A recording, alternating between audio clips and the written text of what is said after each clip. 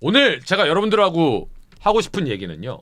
이번에 그 WBC를 준비하기 위해서 일본 가서 대표팀이 평가전을 치릅니다. 일본과 체코와 평가전을 치르는데 어제 그 대표팀이 발표가 됐습니다. 명단이. 그저께인가요? 네, 발표가 됐는데 그 대표팀 얘기를 좀 해보려고요.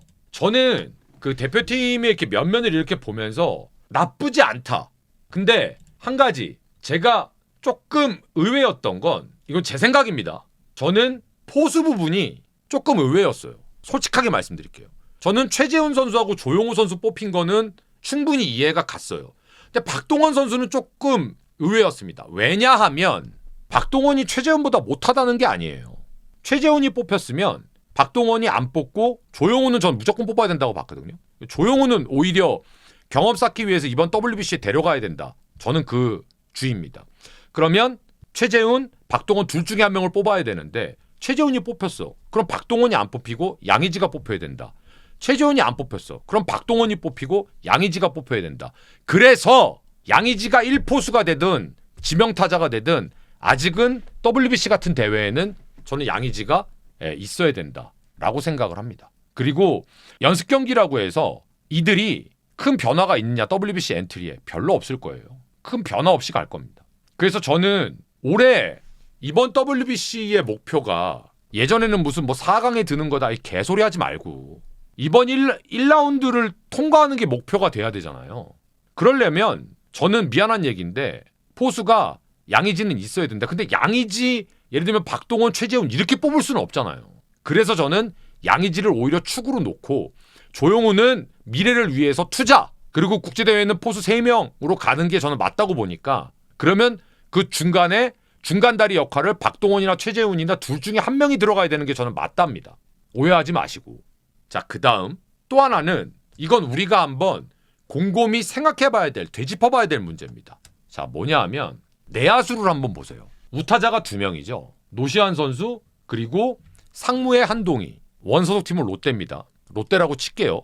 한동희. 자, 그리고 김영웅, 문보경, 신민재, 박성환, 김주원, 송성문이 뽑혔습니다. 그런데 들어갈 만한 친구들이 다 들어갔어요. 근데 중요한 건 하나, 눈치 빠르신 분은 하실 게 있으실 겁니다. 뭐가? 아무리 눈 씻고 찾아보고 발광을 해도 일루수가 없어요. 근데 제가 수년 전서부터 말씀드렸죠. 대한민국 프로야구계의 현실이 전문 일루수가 씨가 말랐다고.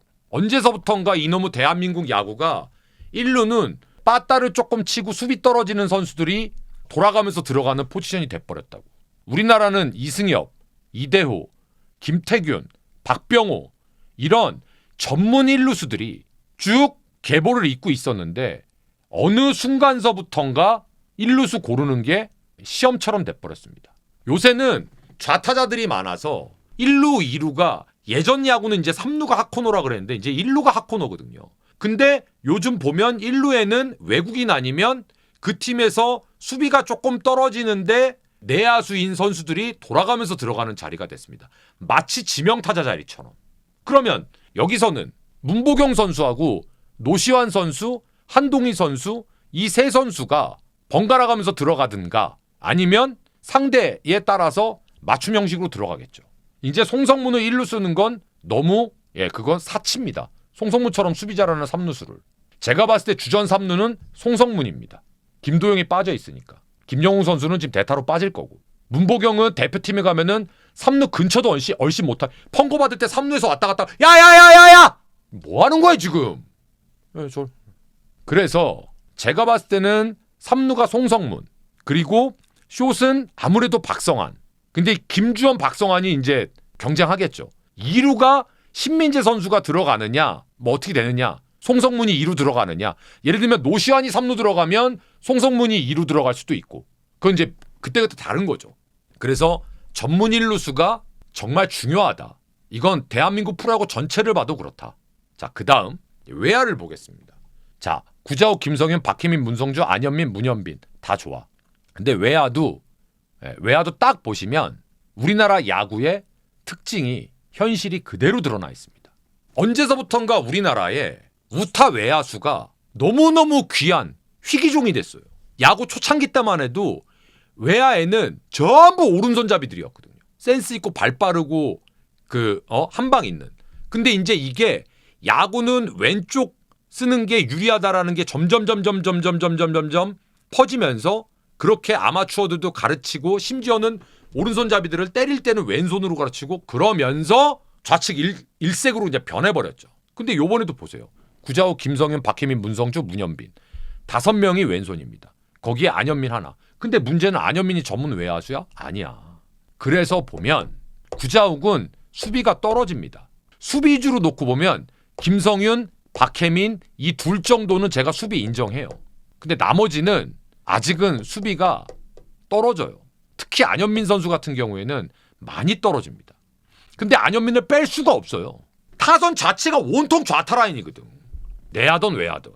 그러니까 안현민을 우익수로 줄 거라고요. 그러면 김성윤 선수 뭐 좌익수 주고 박혜민 센터 주면 구자욱이 또 붕 떠요. 근데 이런 건 이제 감독이 알아서 할 문제라는 거죠. 지명타자가 겹치니까.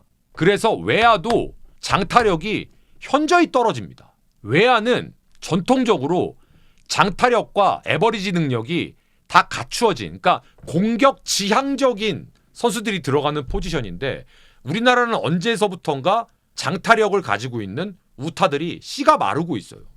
그게 김도영 선수가 다친 게 이게 기아만의 문제가 아니에요, 이게. 그러다 보니 제가 양의지 선수를 왜 필요하다고 하는지 이제 이해가 되세요?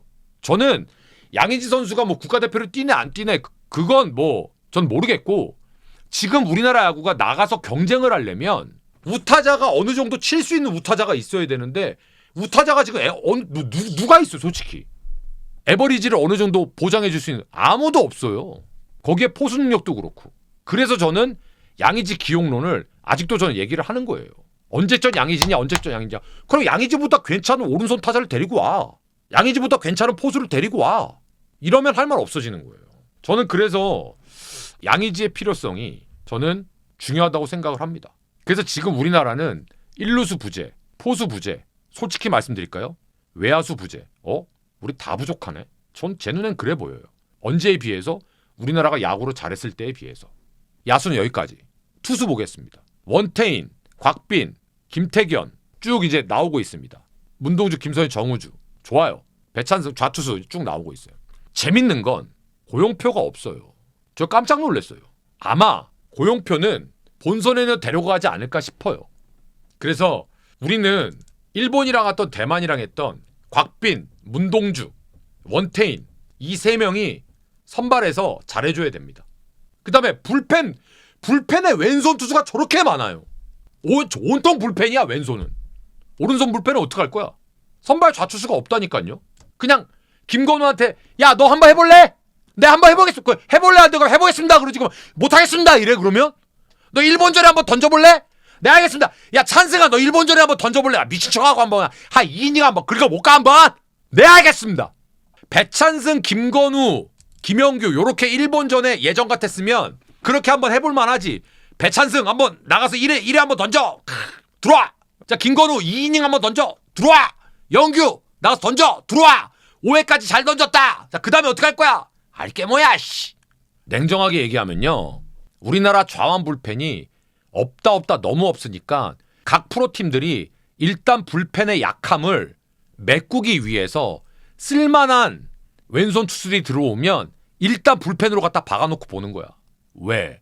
선발은 5일에 한 번 6일에 한 번 써야 되잖아. 불펜은 좋은 놈들을 이틀 연속으로 쓰고 하루 쉬고 또 쓰고 그럴 수 있잖아. 그래서 제가 수년 전서부터 김영규, 삼성의 이승현, 두산 최승용, 그다음에 최지민이 이런 애들 제발 좀 선발로 뛰게. 김진욱이 제발 못하더라도 두드러 맞더라도 선발 가서 두드러 맞게 하라고. 그래야 나중에 국제 경쟁력이 됐든 뭐가 됐든 뭐라도 할 수 있다고. 못해요 우리나라는. 당장 불펜이 없으니까. 그나마 이승현은 그나마 선발로 전환을 시켰고 김영규는 선발 전환시키려고 했는데 그놈의 부상 때문에 또 안 됐고. 그래서 저는 기대하고 있는 게 손주영 선수 지금 선발로 돌고 있으니까는 뭐 이제 됐고 김건우 이런 친구들 무럭무럭 자라줘야죠.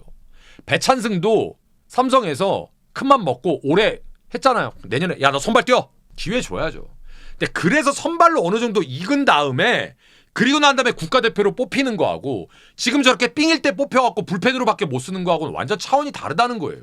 자, 그래서 이번 이제 그 11월 일본과 체코의 평가전을 뭐 제가 뭐 보이스 중계로 할지 할지 안 할지는 모르지만 어쨌든 우리나라 대표팀이 예전에 비해서 많이 약해진 건 두말할 나위 없는 팩트입니다. 그래서 각 부분별로 제가 정리를 해드렸고 제가 이 선수들이 뽑힌 거에 대해서 이의를 다는 건 절대 없어요. 왜 얘 안 뽑았어? 왜 얘 안 뽑았어요는 전 사실 양의지 선수밖에 없어요. 다 뽑힐 친구들이 뽑혔어요. 뽑혔는데 그래도 양의지 선수가 조금 힘들더라도 막 어쩌겠노 가진 게 이뿐이 없는데 내가 좀 더 해야 네가 좀 더 해야 되지 않겠노 뭐 이래서 알겠습니다 뭐 이랬으면 좀 고마웠을 텐데 부탁하기도 미안하지 이제 프로 경기할 때도 방망이 질질 끌고 나오는데 힘들어갖고 뭐 아무튼 이렇게 이번 대표팀 명단 정리하도록 하겠습니다. 좀 도움이 좀 되셨나요? 이거 좀 해드리고 싶었는데 이렇게 해서 정리를 좀 하고 또 남은 또 국가대표 경기는 여러분들에게 좀 더 좋은 정보 되는 대로 하도록 하겠습니다. 여기까지 하겠습니다. 고맙습니다.